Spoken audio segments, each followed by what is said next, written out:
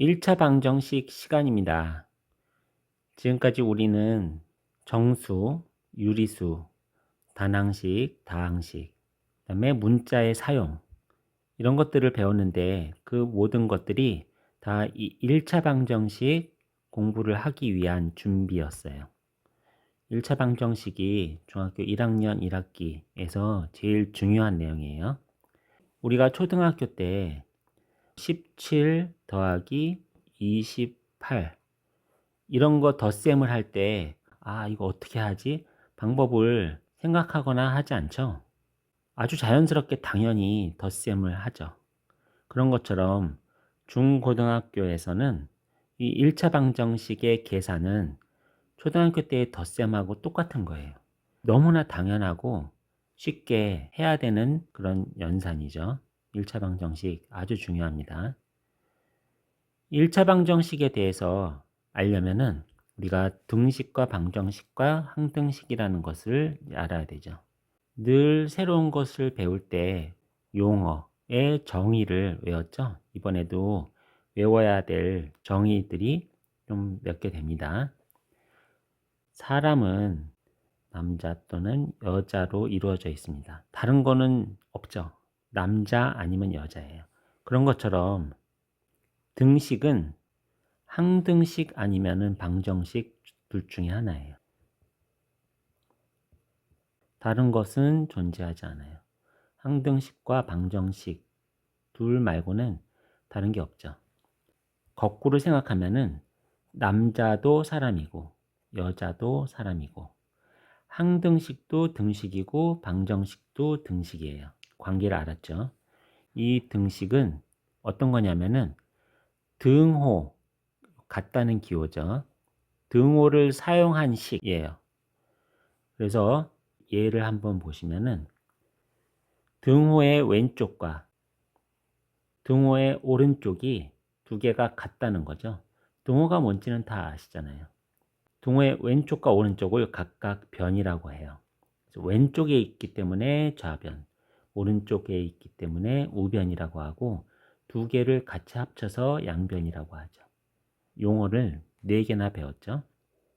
자, 등호를 사용한 것이 등식이고 등식에는 좌변과 우변, 양변이 존재하죠. 이런 것을 등식이라고 하고 이 정의를 확실하게 외워야 되겠습니다. 좀 전에 얘기한 것처럼 등식에는 항등식과 방정식 두 가지가 있다고 했죠. 두 가지 말고는 없어요. 이제 항등식에 대해서 배울 텐데 항등식은 미지수가 어떤 값이어도 등식이 참이 돼요. 예를 봅시다. 항등식은 등호가 있고 이 등호의 왼쪽과 오른쪽이 문자에 상관없이 x에 상관없이 항상 똑같아요. x가 1이어도 x가 2여도 x가 3이어도 이 등식은 항상 참이 되죠. 그것을 항등식이라고 합니다. 항상 등식이 참이 되는 거. 그래서 항등식이라고 합니다. 그리고 방정식은 문자에 어떤 값이 들어가면은 참이 되고 어떤 값이 들어가면 거짓이 되는 거죠. 이 방정식에서 x가 2이면은 방정식은 참이 되죠. 왼쪽과 오른쪽이 똑같잖아요. 그래서 이 방정식은 참이 되고 x에 1을 넣었을 경우에는 이거는 거짓이 되겠죠. 왼쪽과 오른쪽이 똑같지 않잖아요. 똑같다는 등호를 썼는데 똑같지 않기 때문에 거짓이죠. 문자의 값에 따라서 이 등식이 참이 되기도 하고 거짓이 되기도 하는 그런 등식을 방정식이라고 해요. 등식과 항등식과 방정식에 대해서 헷갈리면 자꾸 보세요. 이게 제일 중요합니다. 그 다음에 미지수는 방정식에 있는 문자. 방정식의 해는 방정식이 참이 되게 하는 미지수의 값인데 항등식은 x에 어떤 값이 들어가도 항상 참이 되기 때문에 어떤 값이 들어가 있는지가 관심이 없어요. 그런데 방정식은 어떤 값이 들어갔을 때만 등식이 참이 되잖아요. 우리가 궁금해하는 거는 방정식에 어떤 값을 넣어야 참이 될까? 이게 가장 궁금합니다.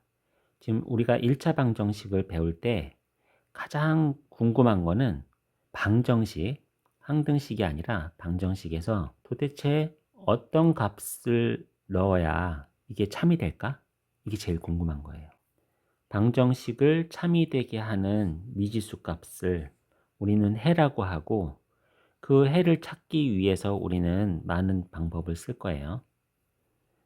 방정식을 푼다라는 거는 방정식의 해를 구하는 거, 그것을 방정식을 푼다고 하는 거죠.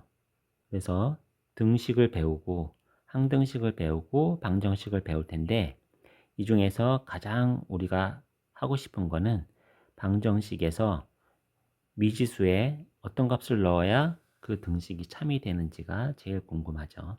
방정식을 해결하는 방법을 하나하나씩 배우겠습니다. 등식의 성질에 대해서 배울 텐데 빨간 글씨로 썼죠. 엄청나게 중요한 내용입니다. 등식의 성질을 잘 알아야 해요. 등식, 등호가 있는 식, 등호의 왼쪽과 오른쪽이 같다는 거죠. 그 등식의 양변에 같은 수를 더해도 등식은 성립한다. 자, 요 예를 한번 봅시다. A하고 B하고 같대요. 두 개가 똑같아요. 만약에 이렇다면 등식의 양변에 똑같이 C를 더했어요. 그러면은 당연히 이 등식은 참이 되죠. 양쪽이 똑같은데 거기에 똑같은 수를 더했어요. 당연히 똑같죠. 그게 첫 번째 내용입니다. 등식의 양변에 같은 수를 더해도 그 등식은 항상 성립하죠. 그 다음에 등식의 양변에 같은 수를 빼도 등식은 성립하죠. 요 예를 보면 A하고 B하고 같아요. 근데 양쪽에 똑같은 수를 빼도 양쪽이 똑같겠죠. 다음에 세 번째는 등식의 양변에 같은 수를 곱해도 A하고 B하고 똑같아요. 근데 똑같은 수를 곱했어요. 그러면은 당연히 똑같겠죠. 네 번째는 등식의 양변에 0이 아닌 같은 수로 나누어도 등식은 성립하다. A하고 B하고 똑같아요. 그 양쪽에 똑같은 수를 나누어도 당연히 똑같죠? 네 가지가 같은 문장이죠. 등식의 양변에 같은 수를 더하거나 빼거나 곱하거나 나누어도 등식은 성립한다. 등식은 참이 된다는 얘기죠. 이게 등식의 성질이에요. 등식의 성질은 중요합니다. 이항 중요하죠. 이항은 등식의 성질을 이용하여, 좀 전에 배운 등식의 성질을 이용해서 한 변에 있는 항을 다른 변으로 옮기는 것을 얘기합니다. 여기 예를 보시면 처음에 x 더하기 2는 4라는 등식이 있었어요. 등식의 성질을 이용해서 양변에 똑같이 마이너스 2를 해줬어요. 그러면은 식이 이렇게 되죠. 등식의 성질을 이용해서 양변에 똑같이 마이너스 2를 해줬습니다. 그러면은 등식은 그대로 참이 되겠죠. 그렇게 되면은 왼쪽은 플러스 2 마이너스 2가 되니까 이게 없어지죠. x만 남아요.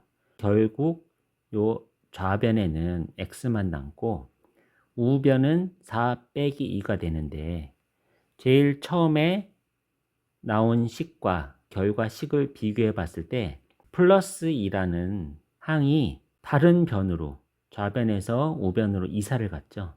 항이 이사를 간 것을 우리는 이항이라고 합니다. 중요하다고 했죠. 등식의 성질을 이용해서 한 변에 있는 항을 다른 변으로 이사를 보낸 것을 이항이라고 합니다. 그런데 눈치를 챘는지 모르겠는데 항을 이사를 보낼 때 뭔가 좀 달라졌죠. 플러스였던 게 마이너스로 바뀌었습니다. 이 항을 연습을 많이 할 건데 연습을 할 때 추가로 설명을 드리겠습니다.